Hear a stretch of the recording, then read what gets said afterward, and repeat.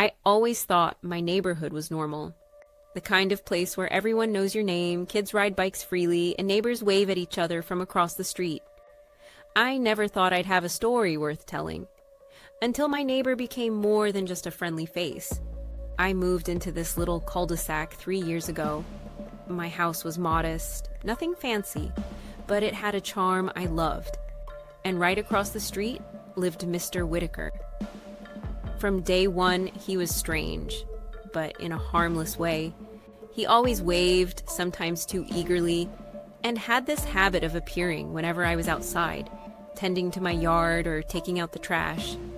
At first, I thought he was just lonely. He was older, probably in his late 60s, always wearing the same tweed jacket no matter the season. But there was something about his eyes.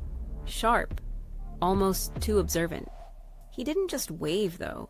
He remembered tiny details about everyone. He'd say things like, "I noticed you bought a new coffee maker last week." Or, "That bush in your front yard is flowering nicely, isn't it?" At first, it was kind of sweet, borderline creepy, sure, but nothing I couldn't handle. But then the little things started piling up. Things you wouldn't notice unless you paid attention. Like how he always seemed to know when I was home even if I hadn't mentioned it. Or how he'd show up at the grocery store I swore I'd never mentioned to him. And he wasn't subtle about it. He'd just be there, smiling, waving, talking, like he was part of my life in ways no neighbor should be. I remember the first time it really unsettled me. I had spent the morning putting together a bookshelf I bought online. I left the pieces scattered across the living room, figuring I'd finish later. When I stepped outside to take a break, there he was. Mr. Whitaker, peering at my windows from across the street, a faint smile on his lips. I froze, unsure if he had really seen me or if I was imagining it. Then he waved, that same cheerful, slightly too long wave, as if nothing was strange about standing there staring at someone's home. Then came the day I realized just how much he knew. I was sitting in my living room one evening, scrolling through my phone, when I heard a soft knock at the door. I wasn't expecting anyone. When I opened it, there he was, holding a small package. "I thought you might like this," he said. I took the package. It was my mail. I had only dropped it at the post office an hour earlier. That's when I started feeling uneasy. Not just the usual neighborly discomfort, but a deep, creeping sense that someone had been watching me more closely than I'd ever imagined. From that day on, I began noticing patterns. He always knew when I'd be alone. He knew when I had guests over. He knew when I was leaving town before I even told anyone. And yet, he never seemed threatening. Not exactly. Just too aware. Like he had a sixth sense for everything I did. I tried to rationalize it. Maybe he had spies in the neighborhood. Maybe he just paid attention. Maybe I was overthinking things, but overthinking doesn't explain the night I saw him at my window. I was working late, typing away on my laptop in the living room. Around midnight, I heard footsteps outside. At first, I ignored them. This street is quiet, sure, but sometimes neighbors take late-night walks. Then I heard a soft tapping on my window. I froze. I live on the second floor. There's no way someone could be tapping from the ground like that. I looked over, and there he was. Mr. Whitaker, standing in the shadows, smiling. My heart pounded. I called out, thinking maybe it was a dream, but he didn't respond. He just waved. That wave. That too cheerful wave. And then he turned and walked away into the darkness. The next day, I couldn't shake it. I avoided him, kept my blinds closed, even considered moving. But I needed answers, so I started digging. Small things at first. Online searches, public records, nothing alarming. Then I found it. A string of incidents, decades old, always tied to a man named Walter Whitaker.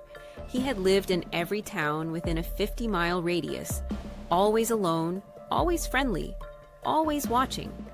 People said he knew too much, that he'd show up at the right place at the right time, knowing things he shouldn't. No arrests, no convictions. Just an unsettling pattern that left families uneasy, like he had a sixth sense for secrets. I tried to confront him once. "I know people talk," I said, trying to keep my voice steady. "About you." He smiled that same eerie smile. "People always talk," he said. "But don't worry. I just notice things." That was it. That smile, that shrug. He didn't deny anything. He didn't even get angry. Just that unnerving calm that made my skin crawl. After that, I started noticing even more subtle things. The way he'd comment on my moods, the way he'd mention things I hadn't said out loud, as if he'd read my mind. He wasn't malicious, at least not openly, but he was in my life in ways I didn't invite. Eventually, I learned to live with it, or at least pretend to. I stopped going out at night, stopped leaving my blinds open, stopped acknowledging his wave. But the worst part? He still knew everything. I could see it in his eyes when he watched me. A quiet, almost affectionate awareness, like he knew my every thought before I did. And then, one morning, I came home to an envelope slipped under my door. No return address, just one line written in neat handwriting. "I hope you're well. I'll be watching." I don't know if it was meant as a threat or a greeting, maybe both. I haven't seen him in weeks. Maybe he's just busy. Or maybe he's still watching from the shadows, keeping track of my life, waiting for me to slip up. So now I live in a state of constant paranoia. I check my blinds more than my phone. I lock doors I never locked before. And when I step outside, I don't wave, not anymore, because I know he's watching and I know he knows. Some people might say I'm overreacting. Maybe I am. Maybe he's harmless. Maybe he just likes to watch the world go by. But then I remember that smile, that wave, and that envelope under my door. And I realize some neighbors don't just wave. Some neighbors know too much. I've tried to tell myself it's nothing personal, that he isn't evil. But the truth is, when someone watches your life that closely, it stops being about kindness or curiosity. It becomes about control, about the unsettling feeling that every move you make, every thought you have, isn't yours alone. That someone else is keeping score, silently noting the details, storing them for reasons you can't guess. It's a lonely, suffocating kind of fear, because he never did anything overtly threatening. There was never a knock on the door at night with a demand or a loud confrontation. No, he was far more efficient than that. He was subtle, always calm, always polite, always there, like a shadow you can't chase away, even in broad daylight. And yet, I can't help feeling a strange, dark amusement sometimes. Because in a way, Mr. Whitaker is the ultimate neighbor. He cares in his own twisted way. He notices, he remembers. He's there when you need him, even if you don't want him there. And as terrifying as that is, there's something undeniably human about it. An odd, unsettling reminder that even in the safest, most mundane places, someone can know your life better than you know it yourself.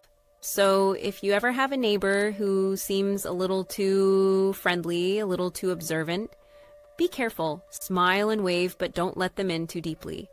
Some people aren't just nosy. Some people aren't just friendly. Some people know too much. And sometimes the only thing separating you from a life where everything you do is known, cataloged, and silently judged is a simple decision, whether to acknowledge the wave or to look away.